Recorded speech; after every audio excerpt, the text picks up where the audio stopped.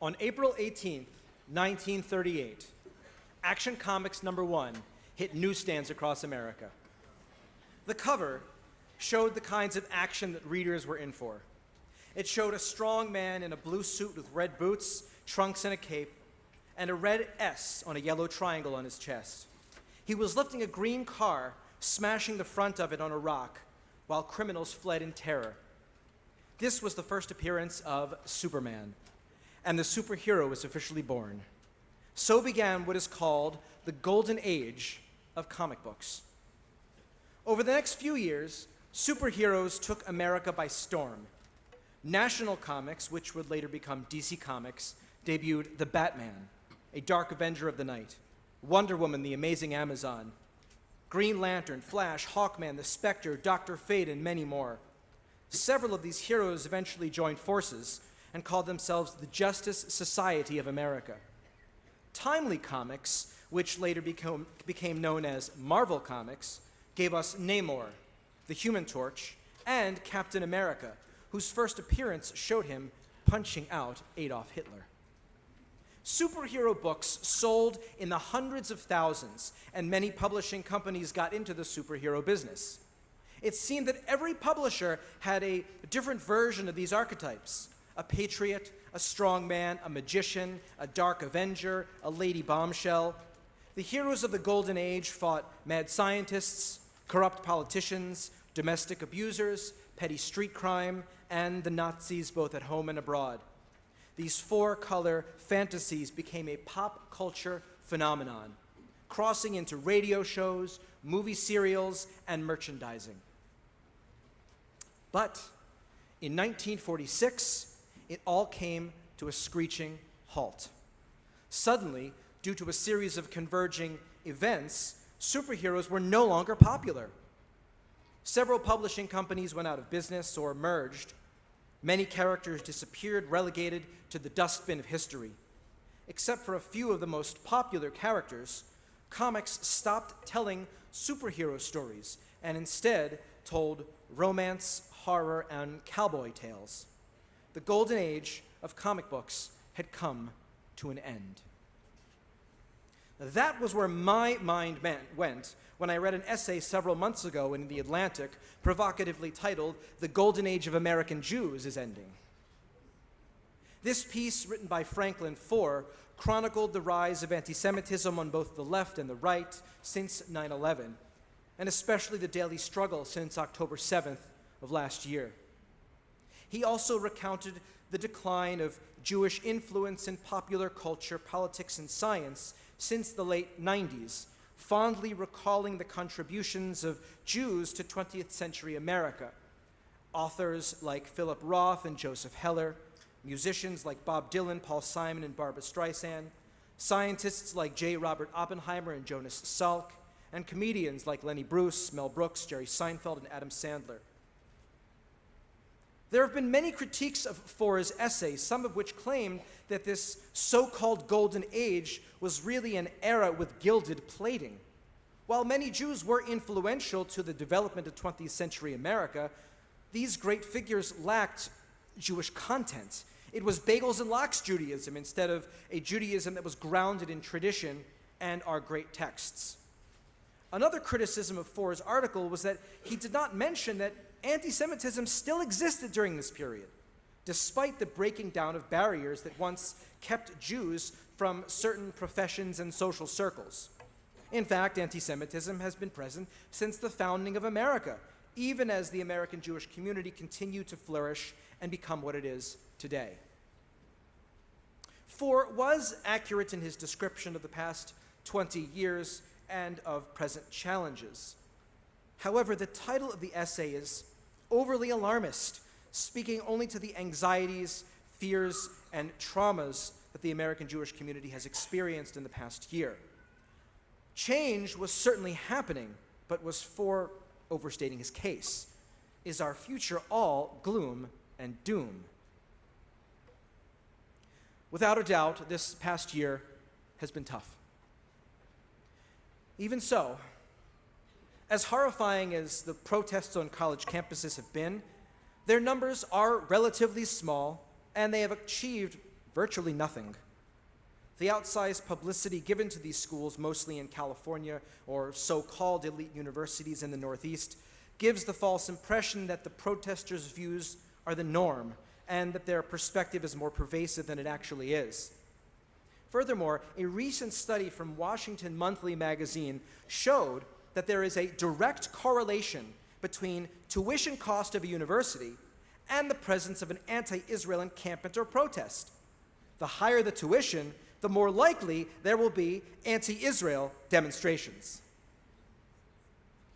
Far from achieving their aims, demonstrators provoked a backlash that has included the formation of anti-Semitism task forces, the discussion of anti-mask laws, civil rights complaints, lawsuits, and withdrawal of support from major donors.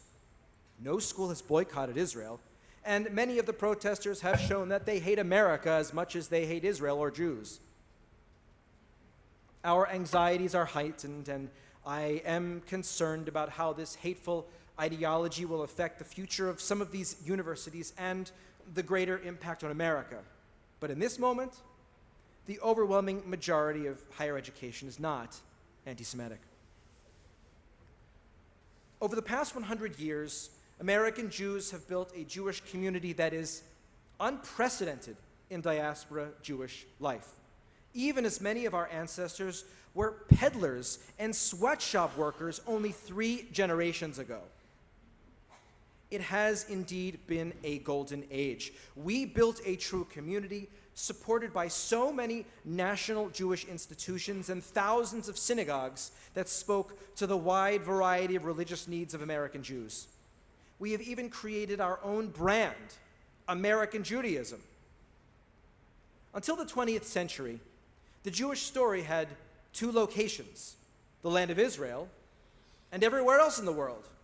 You could either be in the land of our ancestors or you were in exile. American Judaism changed that.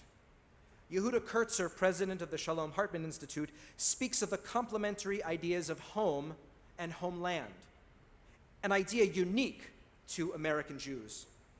No other Jewish diaspora community called the country in which they lived their home. American Jews redefined that dichotomy. After the creation of the State of Israel, American Jews stayed in America.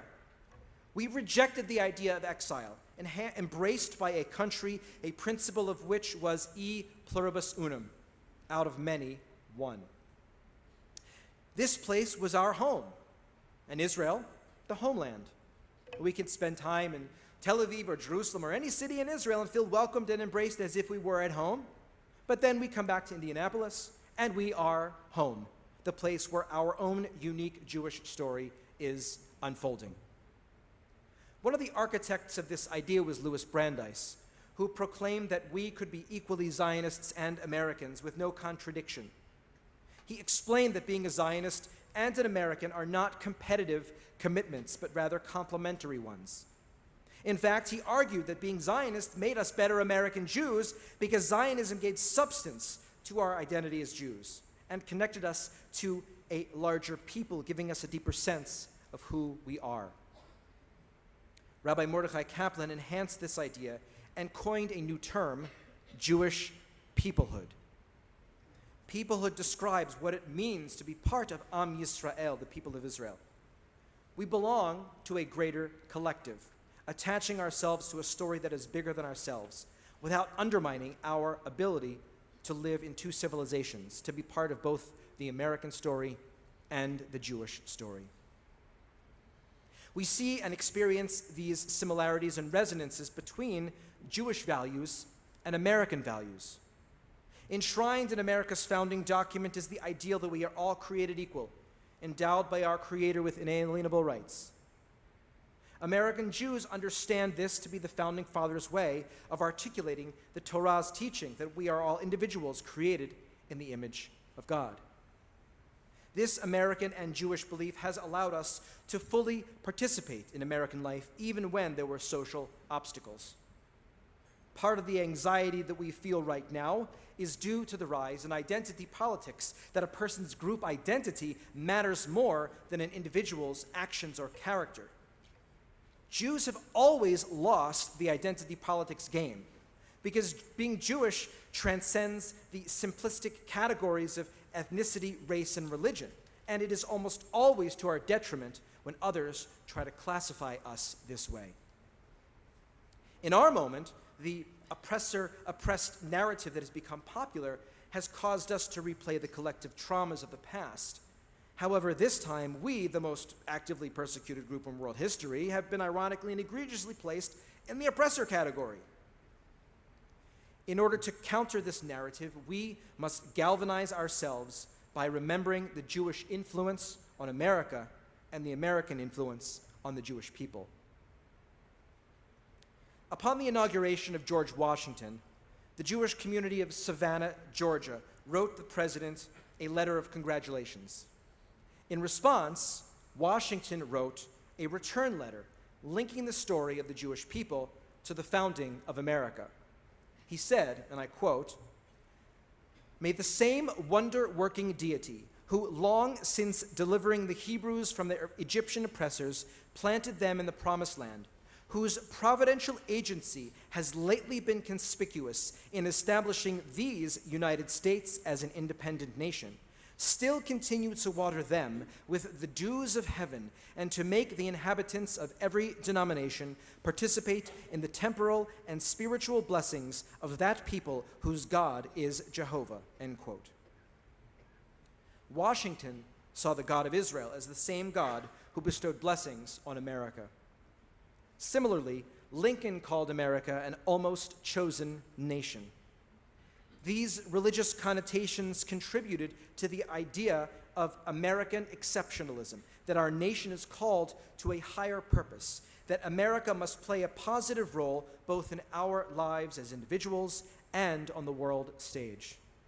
It is an idea that has inspired the can-do attitude that America is known for, and provided Americans with the ability to overcome continued challenges and setbacks. And it is derived from the biblical idea that the Jewish people have a unique and special purpose.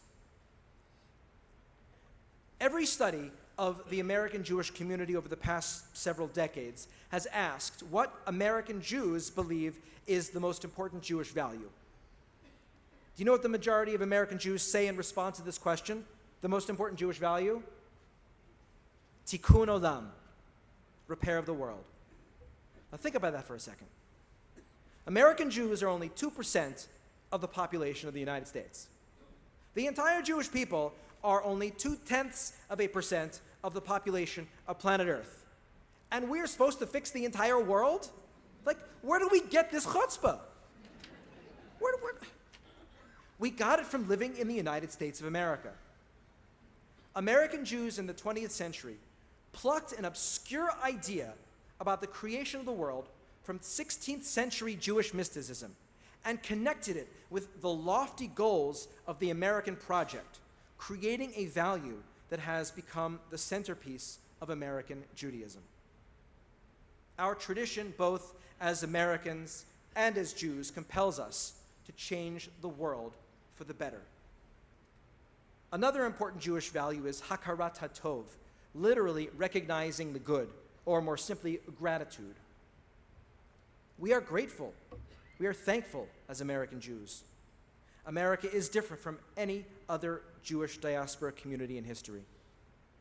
This was expressed in the writings of Rabbi Moshe Feinstein, one of the leading Orthodox rabbis of the 20th century. He called the United States a malchut shel chesed, literally a kingdom of kindness. It's a term loaded with historical meaning because throughout Jewish history, Jews called countries in which they lived malchut harasha, the wicked kingdom. Jewish leaders as different as Rabbi Moshe Feinstein and Rabbi Mordechai Kaplan both insisted that it was a Jewish obligation to vote and participate in civic society because that is what we as good Americans must do to contribute to our democracy. The United States of America is a nation based in covenant. The Hebrew name for our country is Artzot Habrit, the lands of the covenant. However diverse Americans might be, we are in partnership with each other, working to live up to our ideals, even as we fall short of them. When God made the covenant with Israel, God surely knew how kvetchy and stubborn our ancestors were, and not much has changed, really. We will never actually fulfill all of the mitzvot of the Torah, but making a covenant means staying committed to each other and to the process of continuing to live by those covenantal expectations. Each generation must renew the covenant with itself and with God, and be found worthy of the promise of life, liberty, and the pursuit of happiness.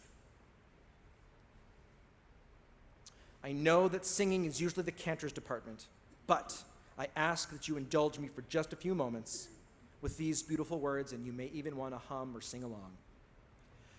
God bless America, land that I love. Stand beside her and guide her through the night with the light from above.